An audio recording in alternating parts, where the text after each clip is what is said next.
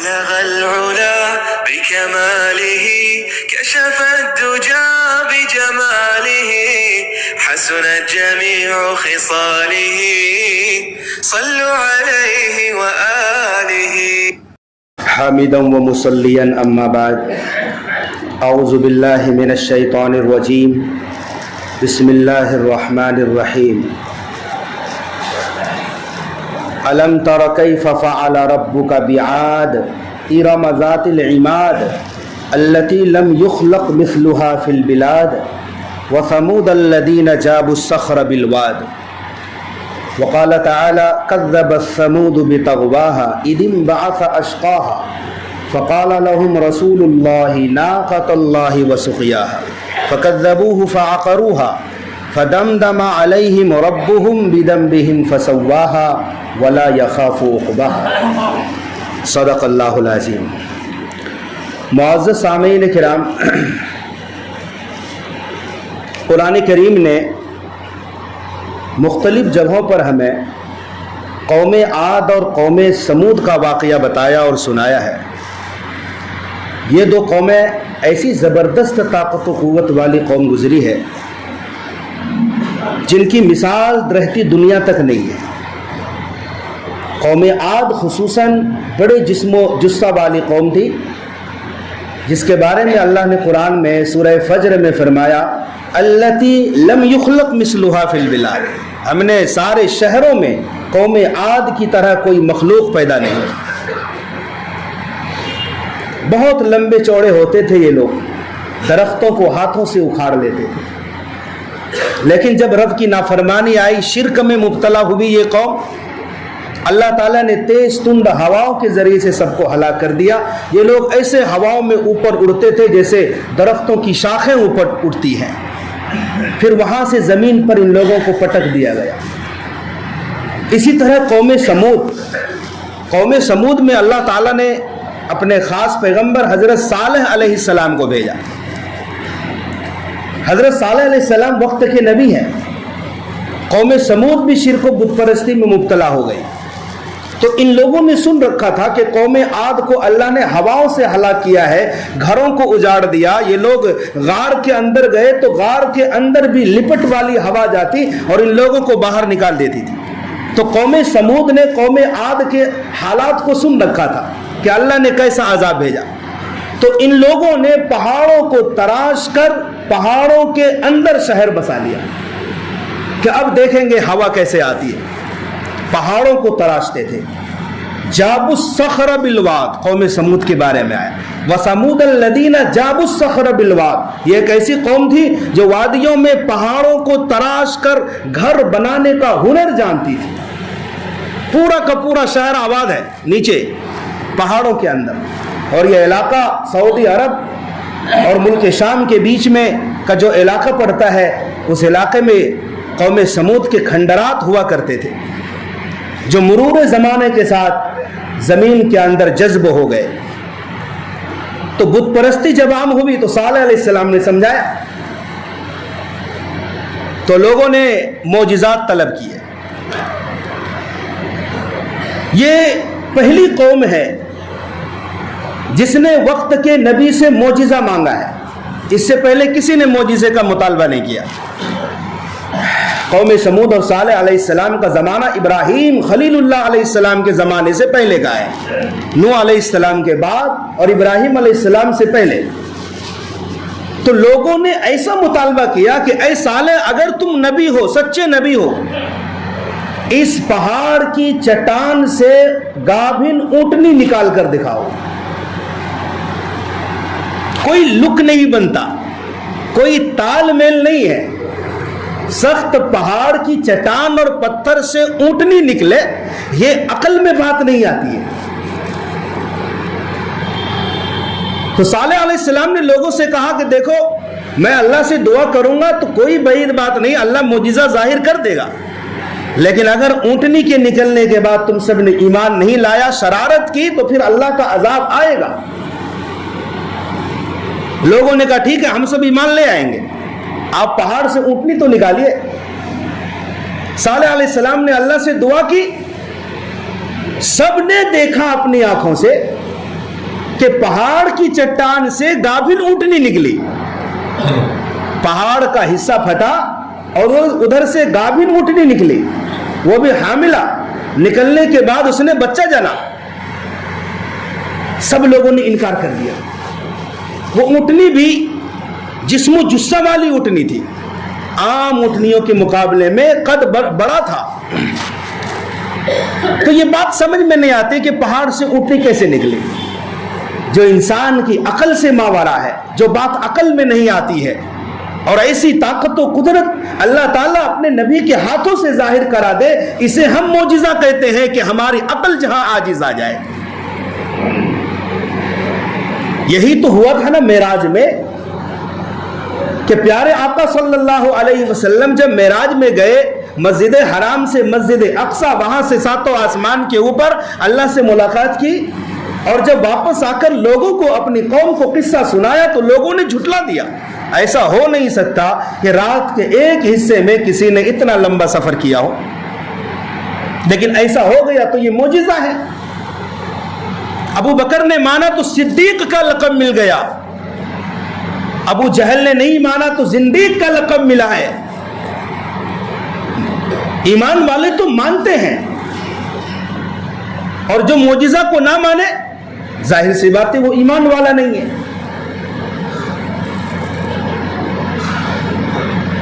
شب معراج لوگ مناتے ہیں,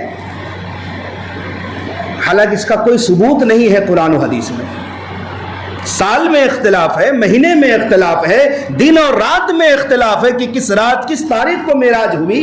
اور اگر ثابت ہو بھی جائے تو نبی سے کوئی خاص عمل نہیں ہے اس میں. معراج میں جو تحفہ ملا ہے نبی کو وہ اصل ہے. پیارے آقا صلی اللہ علیہ وسلم 50 وقت کی نماز لے کر آئے, جو بعد میں 5 بج گئی, وہ اصل تحفہ ہے. معراج سے جو ہمیں سبق ملتا ہے کہ ہم اللہ کے دیے ہوئے تحفے کو اپنائیں اور اس پر عمل کریں. یہ اصل معراج منانا ہے کہ نبی نے جو تحفہ اللہ سے لیا, اس تحفے کو ہم دل سے قبول کریں اور اس پر عمل پیرا ہو جائیں. حقیقت میں معراج منانے والے یہ لوگ ہیں جو نبی کے تحفے کو قبول کرتے ہیں, اس کے علاوہ کچھ بھی نہیں. تو بہرحال اونٹنی نکلی. قرآن کریم میں اللہ تعالیٰ نے اونٹ کی بناوٹ پر بھی غور کرنے کا حکم دیا ہے. چنانچہ سورۃ الغاشیہ کے اندر ہے, افلا ينظرون الى الابل كيف خلقت والى السماء كيف رفعت والى الجبال كيف نصبت والى الارض كيف سطحت. یہ لوگ دیکھتے نہیں کہ اونٹ کو کیسا بنایا گیا, اور آسمان کو نہیں دیکھتے, اور زمین کو نہیں دیکھتے, اور پہاڑوں کو نہیں دیکھتے. یہ 4 چیزوں کو دیکھنے کا حکم دیا ہے سورہ غاشیہ میں.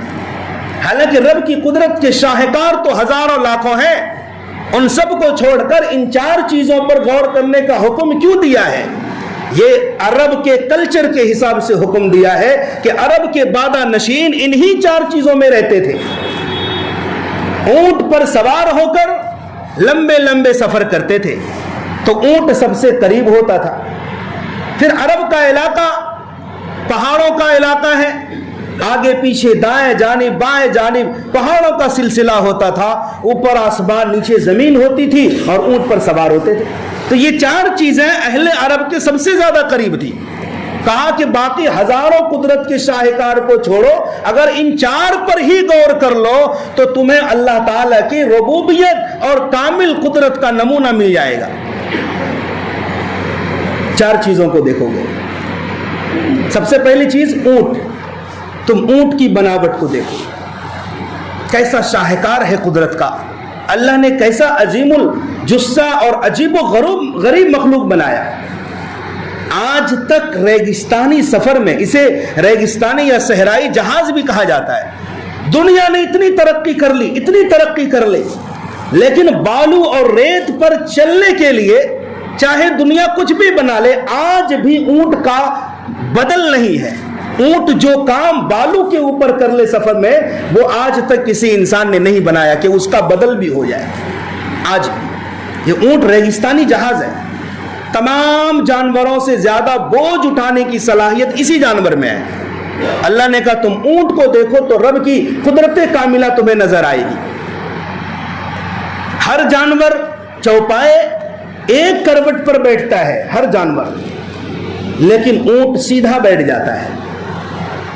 اتنا لمبا جانور ہے کہ سواری کرنے کے لیے سیڑھی لگانی پڑتی, لیکن ایسا نہیں ہے. اس جانور کے پاؤں کو اللہ نے 3 تہ میں بنایا, 2 گھٹنے ہوتے ہیں پاؤں میں, جنہوں نے دیکھا ہوگا. اور جانوروں کی طرح نہیں بیٹھتے, 2 گھٹنے ہوتے ہیں. آدمی آسانی کے ساتھ اس پر سوار ہو جائے.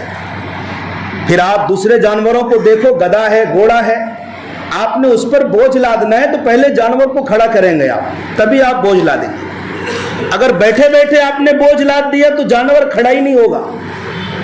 لیکن اونٹ کی بات ہی الگ ہے. اونٹ پر بیٹھنے کی حالت میں بوجھ لا دو, پھر وہ آسانی کے ساتھ کھڑا ہو جائے گا. یہ بڑا صابر و شاکر جانور ہے. ہفتوں اور مہینوں تک بغیر کھائے پیے بھی صبر و شکر کے ساتھ زندہ رہتا ہے. اللہ کی عجیب شان ہے. اس کے جسم کے اندر ایک ریزرو ٹنکی ہے الگ سے. اس ٹنکی میں اگر اسے پانی مل جائے, وافر پانی, تو یہ 1 ہفتے تک کا پانی کا انتظام اور اسٹاک اس ٹنکی میں کر لیتا ہے.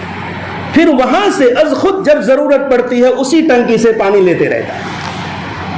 کیا شاہکار ہے رب کی قدرت کا, اور جانوروں میں یہ نہیں ہے. پھر اتنا بڑا جانور اور کھانا بہت زیادہ نہیں ہے.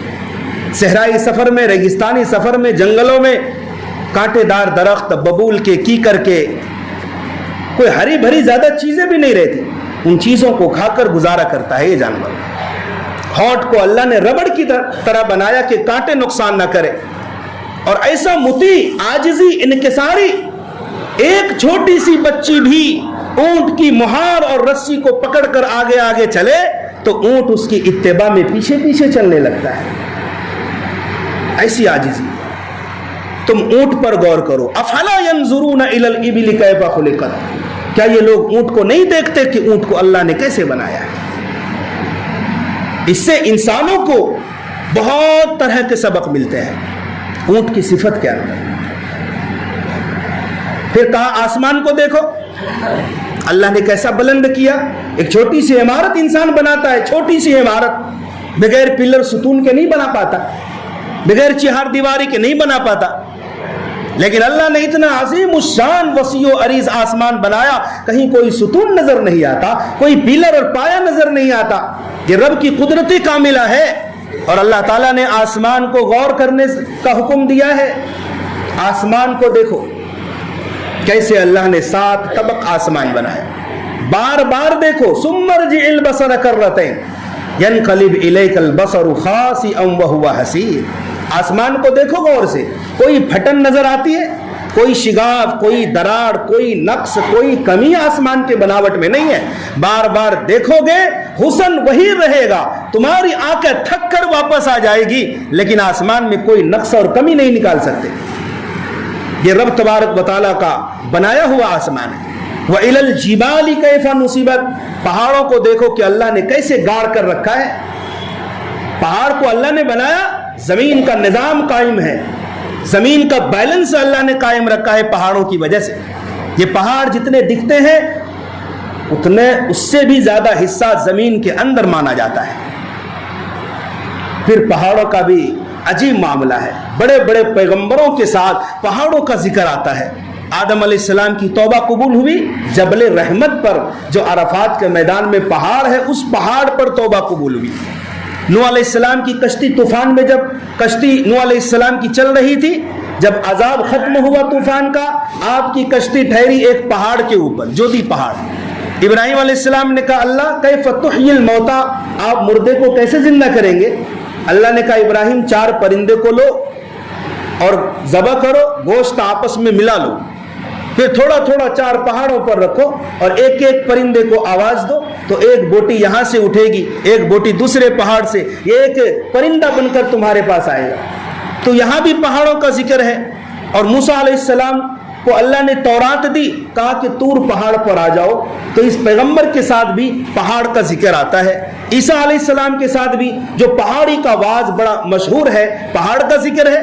اور ہمارے پیارے آقا حضرت محمد صلی اللہ علیہ وسلم پر جبریل علیہ السلام قرآن کی پہلی آیت لے کر آئے, اقرأ بسم ربک الذی خلق. یہ بھی ایک پہاڑ میں, گھر میں نہیں, صحرا میں نہیں, بلکہ پہاڑ کی چوٹی جبل نور کے غار حرا کے اندر آپ ہجرت فرما رہے تھے, پناہ لی آپ نے غار ثور کے اندر. مدینہ منورہ کا پہاڑ آپ سے محبت کرتا تھا, جبل پہاڑ, اور نبی بھی جبل احد سے محبت فرماتے تھے. تو یہ پہاڑوں کا جو ذکر ہے بڑے بڑے انبیاء کے ساتھ آتا ہے.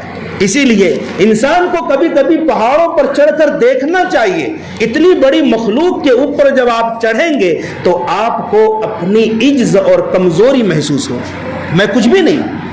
وَإِلَى الْأَرْضِ كَيْفَ سُطِحَتْ. انسانوں, آپ نے اونٹ کو دیکھنا ہے, آپ نے آسمان کو دیکھنا ہے, پہاڑ کو دیکھنا ہے, اور زمین کو دیکھو. زمین کو اللہ نے کس طرح سے بنایا. نہ بہت زیادہ نرم کہ انسان دھس جائے, مکان دھس جائے, نہ بہت زیادہ سخت پتھر کی طرح کہ انسانوں کا ہل چلانا مشکل ہو جائے, بیج ڈالنا مشکل ہو جائے. اللہ نے زمین کو بچھونا بنا دیا ہے. یہاں تک کہ ہمیں اللہ نے زمین سے بنایا, مٹی سے بنایا, اور ہماری خوراک اور غذا بھی مٹی ہی ہے. کلوا مما فی الارض حلالا طیبا. لوگو, زمین کی پیداوار میں سے کھاؤ حلال اور پاکیزہ. تو ہم اصل میں مٹی ہی کھاتے ہیں, شکلیں بدل جاتی ہے. گھاس پھوس ہم کھاتے ہیں, ساگ کھاتے ہیں, ترکاری سبزیاں کھاتے ہیں. تو دیکھو کہاں سے پیدا ہو رہی ہے سب چیزیں. یہ سب چیزیں زمین سے پیدا ہو رہی ہے. اصل زمین ہی نے پیدا کیا. اس کے اندر آپ جائیں گے تو گویا ایسا لگے گا گویا ہم مٹی ہی کھا رہے ہیں. ہماری خوراک اللہ نے مٹی بنائی. اگر انسان گوشت کھاتا ہے, ٹھیک ہے, انسان نے گوشت کھایا, لیکن جس کو کھایا وہ تو زمین کی چیزوں میں سے. انسان نے مرغی کھایا, مرغی تو دانہ کھا رہی ہے جو زمین کی پیداوار ہے. اس طرح آپ دیکھیں گے تو ہماری اصل بھی مٹی ہے. انسان مٹی کی چیزوں کو کھا کھا کر کے بڑا ہوا, جوان ہوا. مادہ منویہ اللہ نے پیدا کیا. جس نطفے سے انسان بنتا ہے یہ بھی مٹی سے بنا, پھر وہ مادر رحم میں گیا, پھر انسان کا بچہ بنا ہے, پھر وہ پیدا ہو گیا. تو ہماری اصل مٹی ہے. اور قرآن نے اسی بات کو سمجھایا, منہا خلقناکم. ہم نے انسانوں تمہیں مٹی سے پیدا کیا ہے. وفیہا نعیدکم. ہم دوبارہ مٹی میں ہی ملائیں گے, تمہیں واپس لائیں گے. ومنہا نخرجکم تارۃ اخری. اور دوسری مرتبہ پھر ہم تمہیں مٹی سے ہی نکالیں گے. ہمیں مٹی سے بنایا, قبر میں ہم مٹی کے حوالے ہوتے ہیں. یہ تو ہم دو چیزوں کو دیکھ چکے ہیں کہ ہم مٹی سے بنے ہیں اور ہم مٹی میں ملتے ہیں, لوگوں کو دفناتے ہیں. تیسری چیزوں کا دیکھنا باقی ہے کہ ہم تمہیں دوبارہ مٹی سے اٹھائیں گے. جب سور پھونکا جائے گا, لوگ قبروں کو پھاڑ پھاڑ کر باہر نکلیں گے اور میدان محشر کی طرف جمع ہوں گے. تو بہرحال صالح علیہ السلام کی قوم سمود نے مطالبہ کیا, آپ اللہ کے نبی ہیں, اس پہاڑ سے اونٹنی پیدا کر کے نکالو, اونٹنی نکالو. صالح علیہ السلام نے دعا کی, پہاڑ کا حصہ پھٹا, گابن اونٹنی نکلی, بچہ پیدا ہوا. تو عجیب و غریب یہ اونٹ تھا. صالح علیہ السلام نے کہا کہ جس کنویں اور تالاب میں تمہارے جانور پانی پیتے ہیں, اسی کنویں اور تالاب میں یہ اللہ کا اونٹ بھی پانی پیے گا. لیکن عجیب بات ہوئی کہ جس دن اللہ کے اس اونٹنی نے پانی پیا, پورا تالاب کا پانی یا کنویں کا پانی خشک ہو گیا. تمام جانوروں کے مقابلے میں اکیلے یہ اونٹنی پانی پیتی تھی. لوگوں نے کہا کہ اونٹ کو قتل کر دو, اونٹ کو قتل کر دو. حالانکہ بچے کی پیدائش کے بعد اونٹنی دودھ بھی دیتی تھی, جو پورے قوم کے لیے وہ دودھ کافی ہو جاتی تھی. دودھ مل رہا تھا, شکر ادا کرنا چاہیے. لوگوں نے کہا کہ یہ ہماری خوراک کھا جاتی ہے, ہماری قوم کی پانی پی جاتی ہے, اس لیے راستے سے ہٹاؤ. جناب محمد عربی صلی اللہ علیہ وسلم نے حضرت علی سے فرمایا تھا, علی, کائنات میں دو شخص سب سے بڑا بدبخت ہے, دو آدمی سب سے بڑا بدبخت ہے کائنات میں. ایک وہ شخص جس نے اللہ کی اونٹنی صالح علیہ السلام کی اونٹنی کو قتل کیا تھا وہ کائنات میں سب سے بڑا بدبخت ہے، اور اے علی دوسرا وہ شخص جو تجھے قتل کرے، قاتل علی سب سے بڑا بدبخت، اور صالح علیہ السلام کی اونٹنی کو قتل کرنے والا بھی کائنات کا سب سے بڑا بدبخت ہے انسان۔ چنانچہ اونٹنی کو قتل کر دیا، وہ اس طرح سے کہ روزانہ جہاں سے اونٹنی گزرتی تھی صبح صادق کے وقت یہ شخص چھپ کر رہا، اور جیسے ہی اونٹنی گزری، اونٹنی قد چونکہ بڑا تھا تو اس شخص نے حملہ کیا اور اونٹنی کے پیر کو کاٹ دیا، اونٹنی گر گئی۔ حالانکہ صالح علیہ السلام نے سمجھایا تھا تم ایمان نہیں لائے ہو لیکن اسے چھیڑنا مت، اگر اونٹنی کے ساتھ تم نے چھیڑخانی کی تو خیر نہیں۔ بہرحال اونٹنی کو قتل کر دیا۔ قتل کرنا تھا کہ یکایک اندھیرا چھا گیا، فضا میں اندھیرا چھا گیا، لوگوں کے چہروں کے رنگ بدلنے لگے۔ صالح علیہ السلام نے کہا 3 دن انتظار کرو، بس 3 دن اللہ کا عذاب آئے گا۔ تو لوگوں نے مذاق اڑانا شروع کیا کہ لے آؤ اللہ کا عذاب، اللہ کا عذاب لے آؤ، بجائے ایمان لانے کے۔ ایمان تو نہیں لائے قوم نے، لیکن کہا کہ جس عذاب کا تم وعدہ کر رہے ہو جلدی لے کر آؤ۔ ان 3 دنوں میں پہلا دن لوگوں کے چہرے پیلے ہو گئے، دوسرا دن لوگوں کے چہرے لال ہو گئے، اور تیسرے دن میں لوگوں کے چہرے کالے پڑ گئے۔ پھر بھی قوم نہیں مانتی، قوم کہہ رہے عذاب لے کر آؤ۔ تو اس بار اللہ نے ہواؤں کو نہیں بھیجا، اس بار اللہ نے ایک فرشتے کو بھیجا۔ کذبت ثمود وعاد بالقاریہ فاما ثمود فاہلکوا بالطاغیہ۔ سمود کو، قوم سمود کو اللہ نے زوردار آواز کے ساتھ ہلاک کر دیا ہے۔ اس ساؤنڈ کا جو عذاب ہوتا ہے انسان کا کلیجہ پھٹ جاتا ہے، اس میں بھی بیماری ہوتی ہے۔ بہت تیز آواز اگر کسی کے سامنے بجائی جائے تو کانوں کے ذریعے سے دل پر اس کا اثر پڑتا ہے۔ اس لیے ڈاکٹر حضرات کہتے ہیں بہت زیادہ تیز ساؤنڈ کے سامنے بھی نہیں جانا چاہیے، اس سے بھی آپ کے دل کے اندر ایک عجیب کیفیت ہو سکتی ہے۔ تو بالطاغیہ سخت چنگھاڑ کے ذریعے سے اللہ نے قوم سمود کو ہلاک کر دیا، اور وہ آواز ایسی تھی کہ لوگوں کے کلیجے پھٹ گئے، سب کے سب تباہ ہو گئے۔ انسان کیا ہے؟ جب تکبر میں آتا ہے تو اللہ تعالیٰ اسی طرح کی سزائیں دیتا ہے۔ انسان کمزور ہے دیگر مخلوقات کے مقابلے میں، اس کی کامیابی اصل رب کی اطاعت میں ہے، ایمان میں ہے، اعمال صالحہ میں ہے۔ اسی لیے شاعر کہتا ہے کہ آدمی کا جسم کیا ہے؟ جس پہ شیدا ہے جہاں، ایک مٹی کی عمارت ایک مٹی کا نشان، خون کا گارا بنایا اینٹ جس میں ہڈیاں۔ گارا ہوتا ہے نا جب مکان بنتا ہے، سیمنٹ اور ریتی اور اس میں پانی ڈال کر گارا بنایا جاتا ہے اینٹوں کو جوڑنے کے لیے، تو خون ہمارا گارا ہے اور اینٹ کی جگہ ہماری ہڈیاں، یہ ایک مکان ہے، یہ ایک بلڈنگ ہے۔